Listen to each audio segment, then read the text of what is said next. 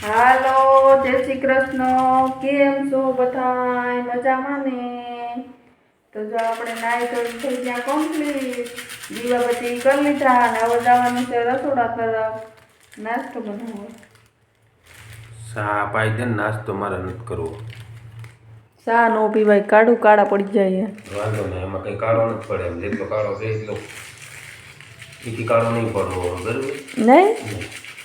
હા તો હાલો, તો કાઢું જવું છે કાંઈ તો એને ચા પાઈ દઉં ને આપણે તો નાસ્તો જોઈએ. નાસ્તા વગર ન હાલે. આપણે બાયનું કામ રહ્યું ને ભાઈ, નાસ્તો પેલા તો જો અહીં ચા મૂકી દીધી મેં. હવે એને ચા પાઈ દઉં અને પછી હું એકલી નાસ્તો કરી લઉં. આજે શનિવાર, સીધા તે વહેલો વયો ગયો. એ તો નાસ્તો કર્યા વગર ગયો. હવે આપણે કંઈક રોટલી કે પડી હોય તો બટકા વઘાર લઈએ ને એને પાઈ દઉં તાકાતવાળી ચા.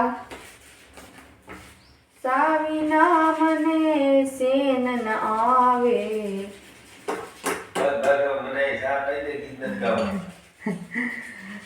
ચા ઓલો નો બીમાર હોય ને ડોક્ટર બાટલો ચડાવે, હવે તાકાત આવી જાય એવી ચા પીએ ને સવારમાં તો આપણે તાકાત આવી જાય. ન તો કામ કઈ ન ઉકલે. સારું, તો વિડીયોમાં બના રહેજો. આગળ આગળ હું કરું જોતા રહેજો. જો હું નાસ્તો કરી લીધો અને છે ને નાસ્તો કરી લીધો ને તાય દેવું કે બપોરે હું બનાવું. તો બપોરે આજ શનિવાર છે ને તે છોકરાઓને કઠોળનું શાક વધારે ભાવતું હોય. અમારે તો બે ભાઈઓને કઠોળનો ભાવ હોય. લીલોતરી ખાઈ હમણાં તો મેં કીધું સૈણા પલાળતા ભૂલી ગઈ હતી. પછી છે ને હું સૈણા પલાળતા ગમે ત્યારે ભૂલી જાઉં ને વધારે તો હું ભૂલી જ જાઉં, કારણ કે અમારે કઠોળનું શાક ઓછું હોય, મહિનામાં એકાદી વાર હોય. તે મને છે ને ભૂલાઈ જાય. પછી ભૂલાઈ જાય ને તો હું કેવો આડિયો મારું, જો એકદમ ઉકળતું પાણી કરી લઉં. ઉકળતું પાણી કરી અને જો સૈણા સરસ મજાને ધોઈ લીધા. એક તો આપણે આ દેશી સૈણા ઘેડના હોય ને તે ઘડીકમાં પલળે નહીં. તે સૈણા ધોવાઈ ગયા અને જો પાણી ઉકળતું સરસ મજાને ગરમ થઈ ગયું. હવે આને છે ને ઉકળતા પાણીમાં સૈણા નાખી અને હું છે ને 2-3 કલાક આ રહી છે. હજી તો 9 વાગ્યા છે અત્યારે. 2 કલાક રહી છે ને તો એકદમ સરસ આપણે જે હાજે પલાળ્યા હોય ને એના જેવા જ આ થઈ જાય. ગરમ પાણી હોય ને એટલે. હવે આપણે હમણાં ડીશ ઢાંકી અને મૂકી દઈએ, પછી બપોરે જોઈ. મને બહુ ભૂલાઈ જાય ઓછું બનાવીએ ને અમે એટલે. હવે જો આને ડીશ ઢાંકીને મૂકી દઉં.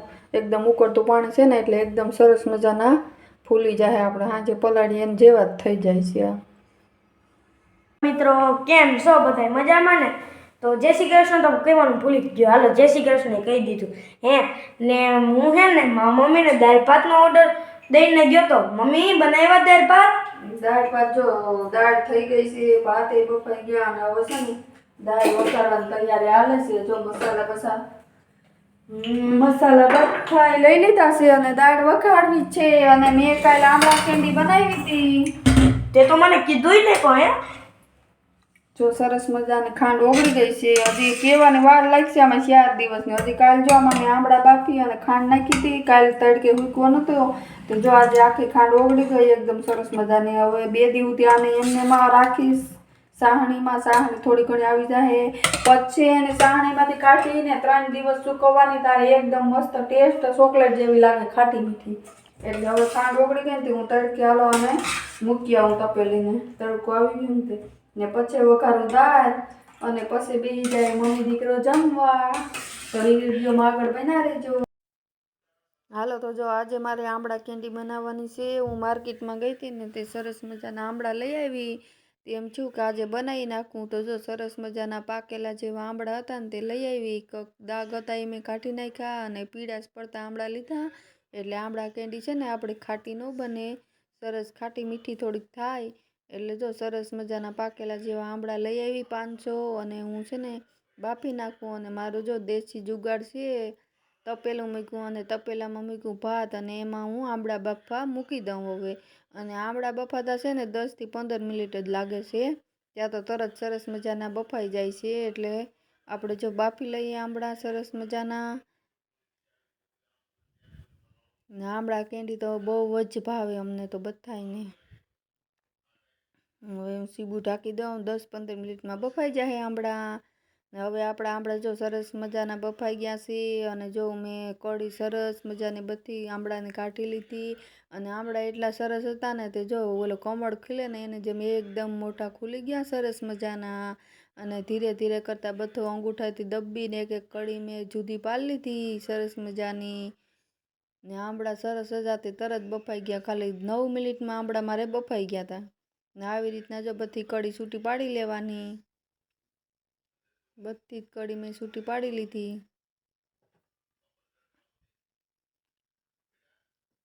એકદમ હો કંઈ ઘટે જ નહીં આ તો મારે 4 દીમાં તો પૂરી થઈ જશે ને હવે સ્ટીલનું વાસણ લેવાનું અથવા તો આપણે કાચની કે એવી વસ્તુ લેવાની તીનના વાસણમાં નહીં રાખવાના કારણ કે 2 દિવસ રાખવાના હોય ને એટલે હવે એમાં છે ને હું નાખી દઈશ ખાંડનો એક બાઉલ ખાંડનો હું કોઈ માપ નથી રાખતી આપણે જેટલી એમાં ભળી જાય ને એ રીતના હું નાખી દઉં છું પાછું કારણ કે આ ઉપયોગ થાય આપણે જેને લીંબુ શરબત ભાવતું હોય એને આનો ઓલો સ્વાદ આવી જાય ને આંબળાનો અમારે એ પાછા કોઈ લીંબુ શરબત પીતા નથી એટલે મારે એ બધું પાછી બીજી વખત બનાવવું પડે છે મારે આંબળા કેન્ડી ને સરસ મજાનું જો ચમચે હલાવી અને હું રાખી દઈશ રાત આખી હું રાખી પછી તડકે છે ને બીજા દિવસે હું મૂકું છું એટલે ખાંડ આખી ઓગળી જાય સરસ મજાનું ખાંડનું પાણી બધું બની જાય એ મેં આગળ તમને બતાવ્યું છે એટલે મેં આ કાલનું છે કાલ બપોરે મેં બનાવી હતી આંબળા કેન્ડી તો એકદમ મિક્સ કરી અને હવે છે ને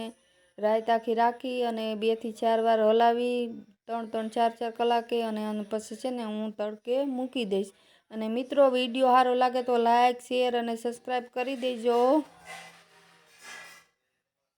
ને આવા વિડીયો બનાવવા હોય તો કોઈ કોમેન્ટ કરજો કોઈ પણ રસોઈના તમારે આપણે સીવીએ છીએ સીવવાના કામ બાબતથી હોય તો એ મને કોમેન્ટ કરી દેજો ને હવે એને હું ઢાંકીને રાખી દઉં છું કાલ બપોરે હું એને તડકે મૂકી દઈશ 2-3 દિવસ તડકે મૂકી અને પછી એમાંથી ખાંડની સાણીમાંથી કાઢી અને પછી પાછા આપણે આંબળાને કેન્ડી સરસ મજાની 3 દિવસ તડકે સૂકવશું એટલે